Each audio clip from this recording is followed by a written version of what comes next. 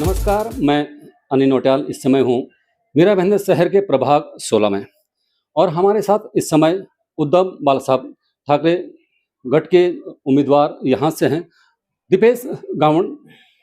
उनके बारे में अगर हम थोड़ा-सा बताने की कोशिश करेंगे तो कहा ये जाता है कि पेंकरपाड़ा में उनके पिताजी हरीश गावड़ एक ऐसे नगर सेवक रहे जिन्हें गाँव ने स्वेच्छा से अपने खुद की इच्छा से उन्हें चुनकर नगर सेवक बनाया था और वो भी काफ़ी कम उम्र के नगर सेवक हुआ करते थे। तो आप थोड़ा बताएँ कि यहाँ के जो लोग हैं, जो यहाँ के रहवासी हैं, जो यहाँ के मतदाता हैं, जो यहाँ पर आज की डेट में तमाम पार्टियों को बिना जाने-समझे उम्मीदवार बना रहे हैं और उन्हें वोट दे रहे हैं, तो कहीं न कहीं गाँव की जो खुशबू है, गाँव की जो महक है, गाँव की जो जानकारी है, वो सबको पता भी होनी चाहिए।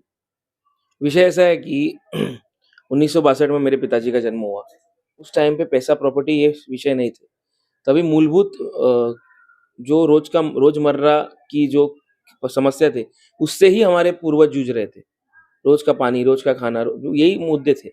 और उस मुद्दों से उठकर मेरे पिताजी ने निर्णय लिया कि 14वें 14th या 15th ईयर में उन्होंने समाज सेवा में खुद पदार्पण किया और उसके अगले 12-15 साल बिना किसी अपेक्षा के सब से जनता की सेवा की, उम्र के 14वें साल से लेके।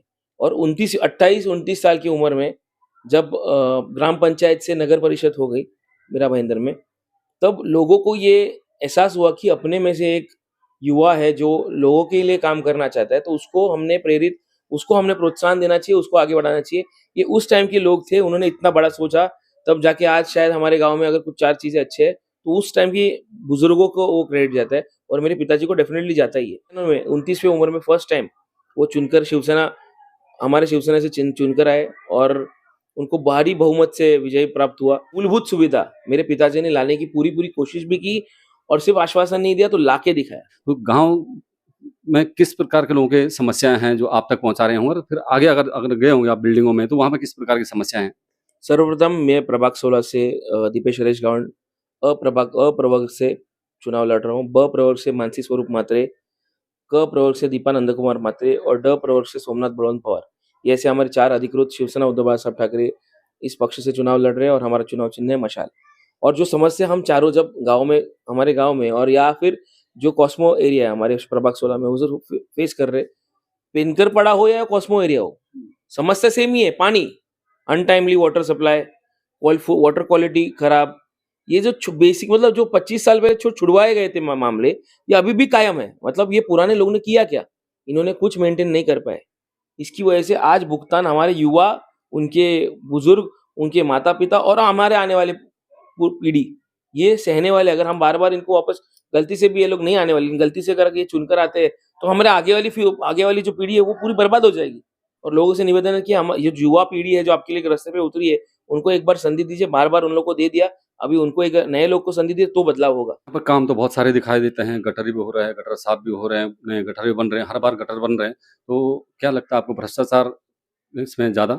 अगर समझिए एक प्रकल्प बार-बार हो रहा है, तो मतलब कोई तो व्यक्ति है जो इसका मलिदा खा रहा है। 3 साल हर प्रभाग में इधर नाले बना रहे हैं, कुछ रास्ते का काम कर रहे हैं। एक ही हमारे खोडियार माता मंदिर के पास में शिव शक्ति नगर है, उधर 4-4 बार रास्ते बना रहे हैं। एक ही जगह बार-बार, वो भी ठीक से हमारे निर्वादी में पटांगन है, वो बार-बार उसका रास्ता बनाया जा रहा है। मतलब क्वालिटी किधर जा रहा है? 3-3, 4-4 बार के नगर सेवक बन चुके हैं, 15-16 साल हो गया। गाँव में भी कुछ ऐसे नगर सेवक हैं जो लंबे समय से हैं। तो यहाँ का माहौल कैसा है? मतलब सुरक्षा के तौर पर अगर देखा जाए तो किस ये समाज जो आपको सर पे चढ़ाता है, बैठाता है, क्यों? तो आप कोई पद पे हो, तो अपने को राजा समझने लगते हैं, अपने को रानी समझने लग जाते हैं, ये तानाशाह के समझने लगते हैं। उसका परिणाम क्या होता है? वही समाज जिसने उनको सर पे बिठाया, वो उनका दहशत का शिकार होता है, उनकी गुंडागिरी का शिकार होता है। लोग बोलने से डरते हैं क्योंकि कल शायद हमारे घर में आके 10 लोग उनके आके कुछ बोल देंगे, उल्टा बोल देंगे, हमारे बच्चे को, हमारे घरवालों को तकलीफ देने की, ये सब मुद्दे हैं। अगर फंड चला रहे तो ब्याज से पैसे उनको दो, 1% से मिलना चाहिए तो 5-5% इल्लीगली उनसे लो, और ना दे तो उनका घर बिकवा दो, उनके मारहाण करो, घर में ऑफिस में बुला के मारहाण करो। अपने ही घरवालों को कॉन्ट्रैक्ट दो, किसी ने अपने घर को विकसित करने का सोचा, तो अपने भाई को उसका कॉन्ट्रैक्ट मिलना चाहिए, इसका मोनोपोली करो और दुगना, लाख रुपए का 2 लाख दो, 5 लाख का 10 लाख दो और उससे भी कमीशन खाओ। तो ये जो माफिया कॉन्ट्रैक्टर जो है ना, गुंडागिरी चल रही है, इसकी रोक में और इसके विरोध में हम चुनाव लड़ रहे हैं। ये बातें आपने अपने मतदाताओं के साथ शेयर करते होंगे, छोटी-छोटी सभाएँ होती होंगी, तो वहाँ पर किस तरह से आपको उनका सहयोग मिल रहा है? या मैं इस गाँव में जन्म से ही ये समस्या देख रहा हूँ। जन्म से जब से मेरे पिताजी ने निर्णय लिया कि हम अभी समाज का राजकारण से दूर रहेंगे, समाजकारण ही करेंगे, तब से लेके अब तक ये जो मैंने मुद्दे आपको ये जो बताए, ये दहशतवाद बोलो या गुंडागिरी बोलो, ये चलते आ रहा है और लोगों का ये दुखती नस है और उसका मैं मौखिक रूप से साक्षीदार हूँ।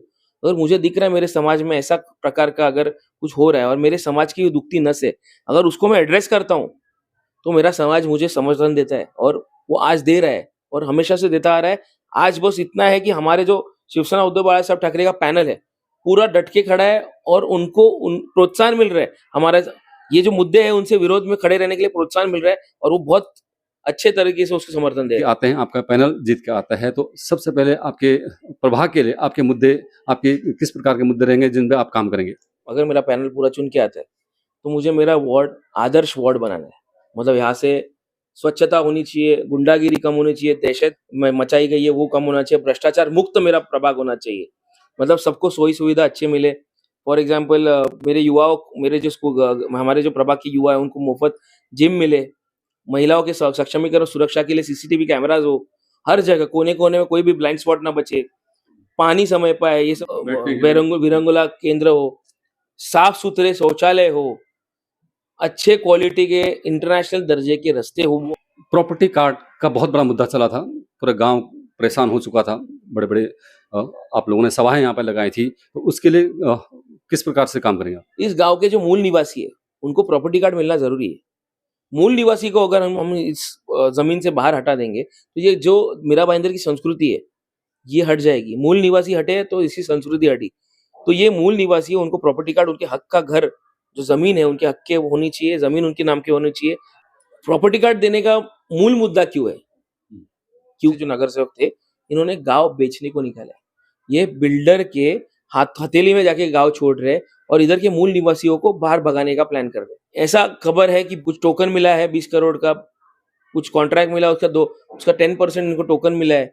2-2 करोड़ में हमारे गाँव का दलाली हो रहा है। तो ये जो मूलभूत मुद्दे हैं, हमारा गाँव 50 एकड़ में फैला हुआ है और उस 50 एकड़ में से अगर 10% किसी को कोटा कमीशन मिलने वाला है, 5 एकड़ मिल रहा है, वो तो करोड़पति होगा, वो तो गाँव बेच के आएगा। उसको अगर वो बेचता है, तो वो किस टाइप का नेतृत्व है? 15 तारीख को जो वोटिंग होने वाला है, किस प्रकार से अपील करेंगे? मैं आपसे निवेदन करूँगा आने वाले 15 तारीख को सारे मतदाताओं ने, मीरा भाईंदर के सारे मतदाताओं ने शिवसेना उद्धव बाळासाहेब ठाकरे इनके उम्मीदवार को चुन के लाए। खास करके प्रभाग 16 के मतदातारों को कहूंगा कि शिवसेना उद्धव बाळासाहेब ठाकरे की जो उम्मीदवार है उनको चुन के लाए। मशाल उनका चिन्ह है, उसके सामने का बटन दबाए और भारी बहुमत से हमारे सारे उम्मीदवार को चुन के लाए, क्योंकि भविष्य आपकी हथेली में है, भविष्य आपकी वो उंगली में है